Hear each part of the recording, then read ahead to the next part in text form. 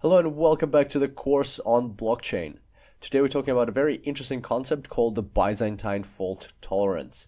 It's a very important characteristic not only for blockchains but also for any type of decentralized system. So let's have a look. The story goes that a long time ago there was a castle which the Byzantine Empire wanted to attack and take over. I think it's a made-up story. I actually looked into it, and I think they just used the name Byzantine generals rather than. I don't think it's linked to any specific story. If you know a story, let me know. But nevertheless, one way or another, there's these four generals surrounding a castle, and they want to attack it. It can be more than four. It can be any number of generals. We're going to look at an example of four. They want to attack it, but the thing is, they can only win if the majority of them come to a consensus of what to do. In fact, whether they attack or retreat, the majority of these generals have to come to a agreement, a consensus on what they're doing. If they say, if in this case 3 out of 4 say we're attacking and they attack, they'll win. If 3 out of 4 say we're retreating and they retreat, they'll be all safe and fine. However, if they have chaos and they don't come to a consensus, they will be destroyed by the enemy, and that's how the problem stands. And so among these generals, there's one who is the main general, the commander of this army, and at the same time, there's also a traitor. So they don't know who out of these generals is a traitor. They could be a traitor. They might not be a traitor, but they could be, and usually there is. And so they don't know who the traitor is, and he's there to put some, like roadblocks in their way so that they actually don't come to a consensus. So the question is, how do they come up with an algorithm? How do they come up with a protocol, a consensus protocol, like running a bit ahead of ourselves into the next tutorial here. But how do they come up with an algorithm that will help them come to a decision despite there being a traitor? So let's have a look. They can communicate with each other, but they can only deliver oral messages, so they can't like write a paper and pass it around, all of them.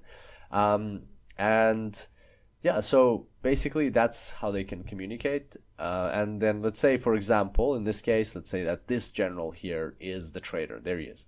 And so what happens is the commander issues the order. By the way, the commander himself could be a traitor. That's also something they have to keep in mind. Because if the commander was not the traitor for sure, they would just follow the commander's orders and that's it.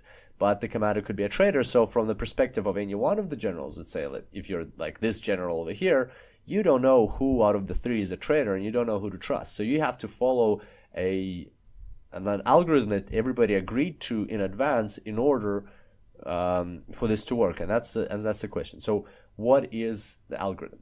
And what the algorithm is, the one that's proposed in the research paper that solved this problem. By the way, it sounds very trivial, but it's actually a very complex problem. There's a well, it is, I wouldn't say very, very complex problem. It's a complex problem, and there's quite a in-depth mathematical proof to it, which includes, one of the specific cases is when there's 4 generals, but they prove it for any number of generals, and we'll see what the answer is just at the end. But for now, the algorithm that they're going to be using is they're going to just look at the majority of the messages that they get, and they're going to base their decision on that.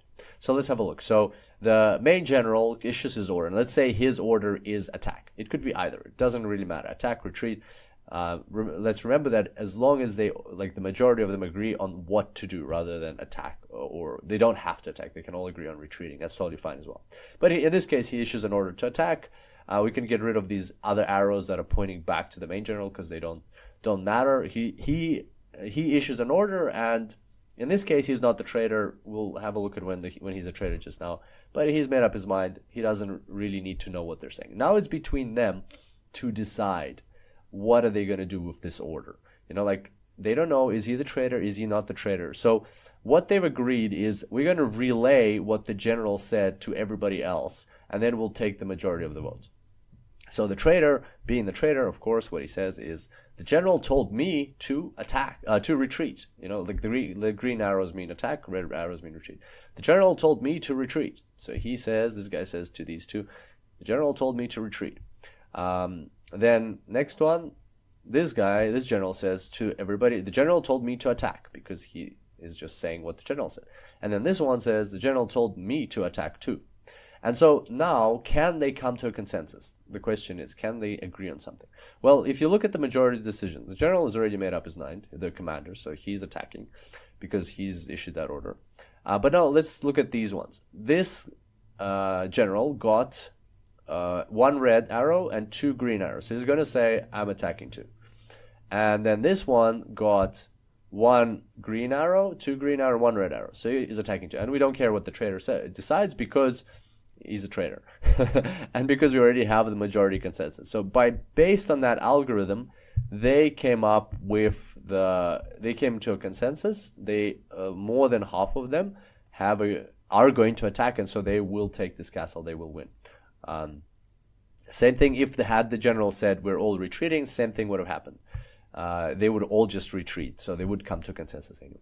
So that's the case when one of the lieutenants or one of the non-commanding generals is a traitor. Let's have a look at the case when, this is quite fun. Let's have a look at the case when the main general is the traitor. So will this algorithm work? That's the question. So the commander is the traitor. What can he do? He can tell everybody to, do the same thing, right? If he tells everybody to attack, well, that would be quite silly of him, because then they would just tell each other to attack, and they would attack, and they would take the castle, right? There would be consensus. Same thing, retreat. He would tell everybody to retreat. They would just retreat, and again, they win. So they solve the problem. So what's the only way he can mess things up is he can actually tell 2 of them to attack, like these 2, and 1 of them to retreat. And let's see if that messes things up for the army. So what they do again is they just relay what they heard from the general. This one says, general told me to attack. This one says, general told me to retreat. This one says, general told me to attack. And now let's see if they got the consensus. So here they've got 1, 2, 2 out of 3. So he's attacking. He's attacking 2. He's got 2 arrows and 1 red one. This one's also got 2 green arrows, 1 red one. So in this case as well, they are going to attack, or it could have been retreat if the general issued 2 red orders, 1 green order. Then the 3 of them would retreat, and the army would be safe. So as you can see, what this is showing is that there's this Byzantine general's problem, and then there's this algorithm of taking the majority of the conveyed information or relayed information and acting upon that, basing your decision on that, and that algorithm is Byzantine fault tolerant. The question is to what level is it tolerant of to what level is it tolerant? So the question is, what if we had 2 traitors in this army? In the case of 2 traitors, you can try it out for yourself. There's no way that they would succeed. There's no solution to this problem if there's 2 traitors. So then what they did in the paper is they mathematically proved that for instance, for this algorithm to work, you have to have no more than 30%, no more than 33% traitors. So 1/3 of the army of the generals cannot be, more than 1/3 cannot be traitors. So if you have 100 generals and they're all deciding, or let's say you have 10 generals and they're all deciding, if 4 of them are traitors, then that's it. You're not going to win. If 3 of them are traitors, then this algorithm works. And so that is the level of tolerance of this system in the sense of traitors. Now, how does this go back to blockchain or other systems that are decentralized, more technological systems? The thing there is that, for instance, in the blockchain, what happens? We might have somebody trying to attack the system, and we need to come up with a consensus protocol, like an algorithm like these generals came up with. We need to come up with a consensus protocol, which we'll be talking about in the next tutorial, which will allow us to protect the system from traders or from people trying to attack it and so on. And we want to make it as tolerant as possible. So we want to make sure that, you know, it's tolerant not only just to one attacker or two or three or five, so as tolerant as possible. And that's the whole concept of Byzantine fault tolerance. And this notion is actually used not just in blockchain, as we mentioned at the start of the tutorial. It's actually used in many different places. For example, it's used in airplanes, because you have all these systems talking to each other, all these what are called measurements coming through from different gauges and so on. And what if one or two of them fail? You can't just have the whole airplane crash just because one engine heat monitor failed and is telling us the wrong thing. So that in that case, you know, you have the airplane flying, and the generals actually represent different components of the circuits of the airplane, and everything's working fine, and then all of a sudden one of them fails, part of the main computer fails, or the heat sensor on the engine, or the wind speed meter, or something fails, the whole airplane still has to keep going. And so that's called Byzantine fault tolerance. It has to have that characteristic of Byzantine fault tolerance. It's also used in nuclear power plants, used in rockets. You know, the ISS space station has specific requirements for rockets that want to dock with it.